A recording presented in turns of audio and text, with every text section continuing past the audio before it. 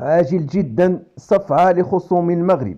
تعيين مدير المخابرات الأمريكية ويليام بورنز صديق مسؤولين مغاربة كبار بديوان جو بايدن.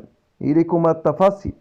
هناك أخبار سيئة تلقاها أعداء المملكة المغربية خلال الساعات الأخيرة، حيث تم ترقية ويليام بورنز مدير وكالة الاستخبارات المركزية الأمريكية عبر إلحاقه بديوان الرئيس الأمريكي، ما يشكل ضربا لأعداء المملكة سواء بالداخل أو بالخارج، نظرا لكون هذه الشخصية النافذة معروفة بعلاقاتها الطيبة مع المغرب.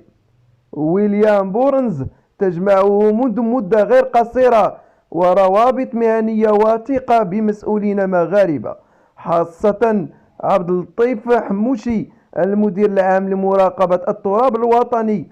تبلورت وتوطدت من خلال التنسيق والتعاون الدولتين في ملفات حساسة ترتبط بالأمن والسلام الدوليين، خاصة في مجال مكافحة الإرهاب والجريمة العابرة للقارات.